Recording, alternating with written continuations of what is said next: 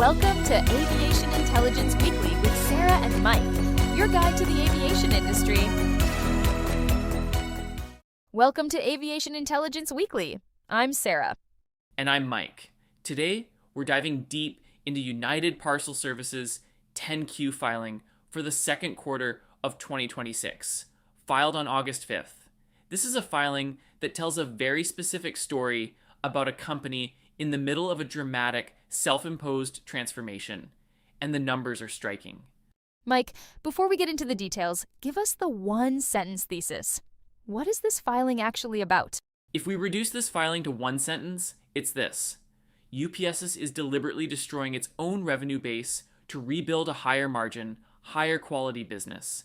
And right now, it is absorbing maximum pain before the benefits arrive. Based on this filing, United Parcel Service is operating in a structural reset. This is not a cyclical downturn. This is a company that has chosen to blow up its existing model and rebuild from the ground up. And the financial statements reflect exactly that. That is a sharp framing, and we are going to test that thesis against every section of this filing. Let's start with the material changes, because the headline numbers here are genuinely jarring. They are, and I want to be precise about what we're looking at. Revenue came in at $22.83 billion for the quarter. Now, the comparison against the prior filing shows a 67.2% decline from $69.52 billion. But listeners, that prior figure is the 6-month year-to-date number from the Q1 filing. We're comparing a single quarter to a half-year cumulative figure, so that headline percentage is a filing-to-filing comparison, not a year-over-year operating decline. The more meaningful signal is in the operating income and margin story. Walk us through that. Operating income came in at $930 million, down 26.6% from the prior filing's $1.27 billion. Net income was $604 million, down 30.1% from $864 million. And critically, management stated in the MD&A that consolidated operating profit declined $892 million for the quarter alone, with operating margin falling 450 basis points to 4.1%. To put that in context, UPS has historically operated with consolidated margins in the 8 to 12% range during normal periods. 4.1% is roughly half of where this company has operated at mid-cycle. That is the cost of transformation, and it is enormous. And management is not hiding from that number. Not at all. The MD&A is explicit. They state that operating expenses increased primarily due to, and I'm quoting directly here, employee separation costs related to the driver choice program and excess operational staffing in the first quarter of 2026 associated with outsourcing our Ground Saver product. They also cite higher purchase transportation costs and higher costs for third-party aircraft, including lease expense incurred to address capacity constraints following the permanent grounding and retirement of our MD-11 fleet in the fourth quarter of 2025. So you have 3 simultaneous cost shocks hitting in the same quarter: workforce separation, outsourcing transition friction, and fleet replacement costs. That causality chain matters. If the driver choice program separation costs persist beyond 2026 at this level, the margin recovery thesis breaks. If the third-party aircraft lease costs don't normalize as the 5 new Boeing 767-300s come online, the unit economics don't improve on schedule. And if the USPS outsourcing of Ground Saver creates ongoing friction rather than savings, the entire cost structure argument weakens. Let's move into what management is actually saying in the MD&A, because the tone here is worth analyzing carefully. The tone is controlled and strategic. Management is not apologizing for these numbers. They are framing every cost as a deliberate investment. The overview opens with the phrase, customer first, people-led, and innovation-driven strategy to grow in the most attractive parts of the market, including healthcare, small and medium-sized businesses, and international. That is not the language of a company in crisis. That is the language of a company executing a pivot it planned. And the largest customer volume reduction. That's a massive strategic bet. It is. Management states explicitly that they completed the planned reduction of volume from our largest customer, as previously announced, in which we reduced their volume by more than 50% from 2024 levels. That is an extraordinary statement. UPS voluntarily cut its largest customer's volume in half.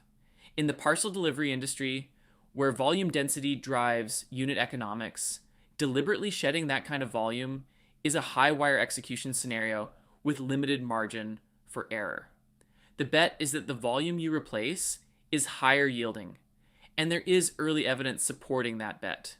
US domestic revenue per piece rose 9.3% in Q2, supported by a 5.9% average base rate increase and higher fuel surcharges. International revenue per piece rose 18.9%. So the revenue quality thesis is showing up in the per piece numbers, even as total volume falls. Management also flagged the macroeconomic environment. What did they say there? They were direct about it. The MD&A states that results reflected the impact of a complex macroeconomic environment, including evolving trade policies, higher fuel and network costs arising from the Middle East conflict.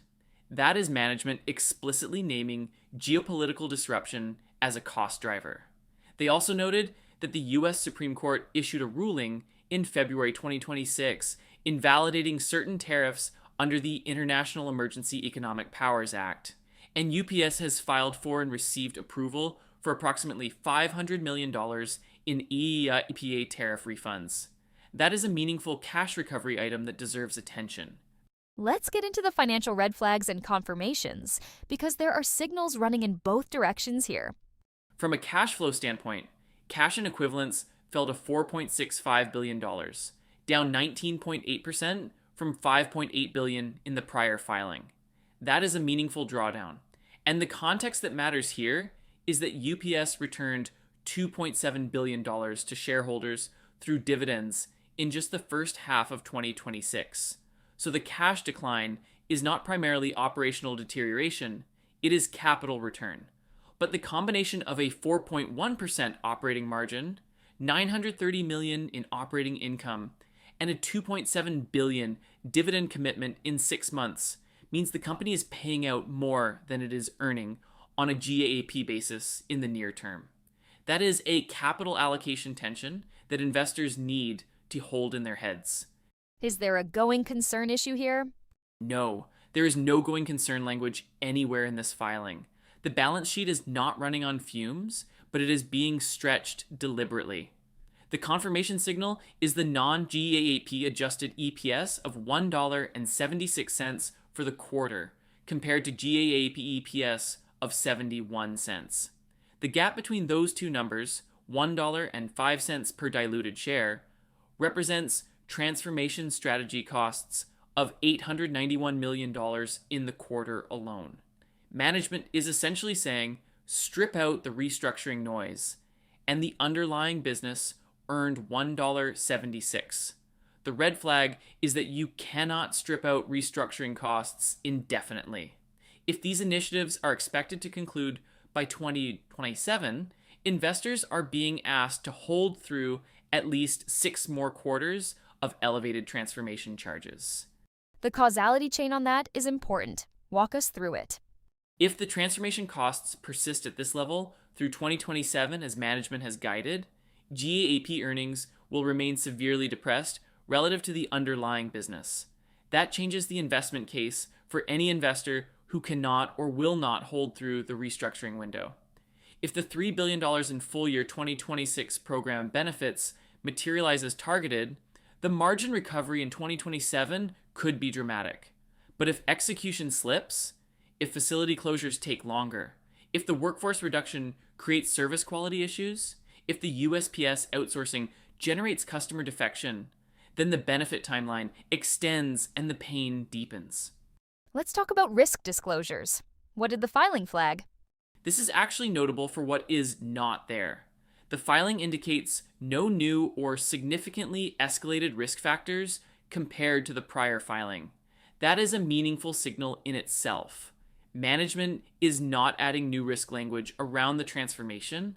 The risks that are present are the ones they have been managing: trade policy volatility, geopolitical disruption affecting fuel and network costs, and the execution risks inherent in a multi-year restructuring. The Middle East conflict is explicitly named as a cost driver, and that is an ongoing variable. Higher charter utilization expenses from network disruptions are a real cost that management cannot fully control. From an aviation sector perspective, the permanent retirement of the MD-11 fleet and the temporary idling of 2 aircraft as of June 30th represent genuine capacity risk. Management notes those 2 aircraft are expected to return to service in Q3 and Q4 of 2026, and 5 Boeing 767-300s were delivered in the first half of the year to reduce third-party lease dependency. But until that fleet transition is complete, UPS is paying a premium for capacity it used to own. Let's move to the balance sheet and liquidity picture in more detail. On the balance sheet side, the $4.65 billion in cash is the headline number. The $500 million in IEEPA tariff refunds that have received CBP approval is a near-term cash inflow that partially offsets the drawdown. The transformation cost guidance is also important here.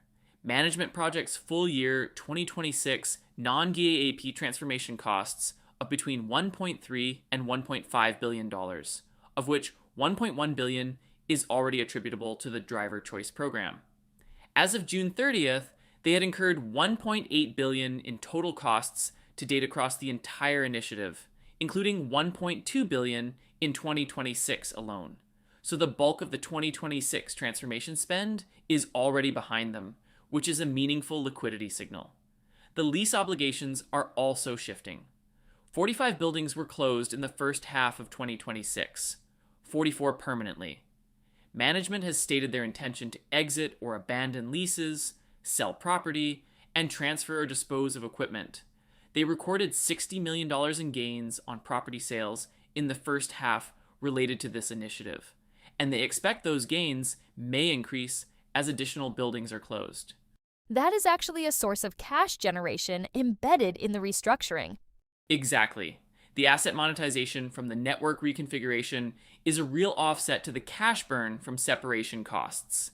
It is not large enough to fully neutralize the dividend pressure, but it is a genuine source of liquidity that the headline cash number does not fully capture.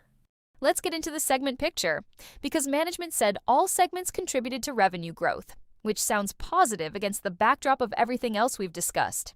It is a genuine positive, and it is worth unpacking. The U.S. domestic package segment saw revenue per piece rise 9.3% in Q2, driven by the 5.9% average base rate increase and higher fuel surcharges. But average daily volume fell 3.5% in Q2 and 6.9% year-to-date for B2C, and 3.2% in Q2 and 4.1% year-to-date for B2 billion. So the domestic segment is a story of price over volume, revenue quality over raw throughput. That is the strategy working as intended, but it means the domestic network is running at lower utilization, which creates its own cost inefficiency until the network reconfiguration right-sizes the infrastructure to match. And internationally? International is the more complex picture. Revenue per piece rose 18.9% in Q2, which is a remarkable per unit improvement. But export volume declined 4.2% in Q2, driven by EMEA weakness and the impact of U.S. de minimis policy changes. Asia to U.S. growth partially offset that. The international segment is also benefiting from the AHG acquisition completed in Q4 2025, which expanded healthcare logistics capabilities. Management specifically called out investments in temperature-controlled cross-dock facilities, the expanded Incheon hub in South Korea, a new logistics center in Taiwan, and improved European ground transit times. The international segment is being built for healthcare and high-yield trade lanes, not commodity volume. And supply chain solutions? Supply chain solutions is the third reportable segment, and the AHG integration is the headline story there. Management framed it as part of the broader push into healthcare logistics, which they have identified as one of the most attractive growth markets. The filing does not break out SCS margins in the MD&A excerpt we have, but the strategic direction is clear. Healthcare, SMBs, and international are the three growth vectors, and SCS is the vehicle for the healthcare piece. Let's close with what traders and long-term investors should be watching, and let's revisit that core thesis. From a monitoring standpoint, the $3 billion full-year 2026 program benefit target is the single most important number to track. Management achieved approximately $1.2 billion in the first half. That means they need roughly $1.8 billion in the second half to hit the target. If Q3 results show that benefit run rate accelerating, the structural reset thesis is on track. If it stalls, the 2027 margin recovery story gets pushed out. The second metric to watch is revenue per piece in US domestic. If the 9.3% Q2 improvement holds or accelerates while volume declines moderate, the revenue quality strategy is working. If revenue per piece growth slows as the largest customer volume reduction is now complete and there is no new mix improvement, the pricing power story weakens. Management also flagged the 2 temporarily idled aircraft returning to service in Q3 and Q4, which should reduce third-party lease costs. Watch for that in the cost per piece line. And the counter thesis, what would prove us wrong? 2 specific scenarios. First, if the network reconfiguration and efficiency reimagined initiatives generate their $3 billion in full-year benefits on schedule and the operating margin recovers to the 7 to 8% range by mid-2027, then the structural reset thesis is not a warning. It is a buying opportunity, and the current pain is exactly the price of admission. Second, if average daily volume stabilizes or grows in Q3 as the largest customer reduction is now complete, and SMB growth through the digital access program accelerates, then the volume floor may be closer than the current trajectory implies. Those 2 data points, benefit realization rate and volume stabilization, are the ones that would contradict the high wire execution framing we have applied today. So, where does the full weight of evidence leave the thesis? The thesis holds. UPS is in a structural reset, and this filing confirms it at every level. The operating margin at 4.1% is not a cyclical trough. It is the deliberate cost of dismantling and rebuilding a network. The revenue per piece improvements confirm the strategy is directionally correct. The cash position and dividend commitment confirm management's confidence in the recovery timeline. But the execution window is narrow, the transformation costs are real, and the macroeconomic environment, trade policy volatility, Middle East conflict costs, de minimis policy changes, is adding friction that management did not fully control. From a valuation framing standpoint, at a 4.1% GAAP operating margin, this equity is priced like a company in distress, but the non-GAAP adjusted earnings of $1.76 per share suggest the underlying business is performing more like a mid-cycle operator waiting for its cost structure to catch up to its revenue quality. That is a precise and grounded read of a genuinely complex filing. Mike, thank you. Always a pleasure, Sarah. That wraps up today's episode of Aviation Intelligence Weekly. Everything discussed today is drawn directly from UPS's 10Q filing for the second quarter of 2026, filed August 5th. Nothing in this episode constitutes investment advice. We are analysts of public filings, not financial advisors. Always conduct your own due diligence before making any investment decision. I'm Sarah. And I'm Mike. We'll see you next week.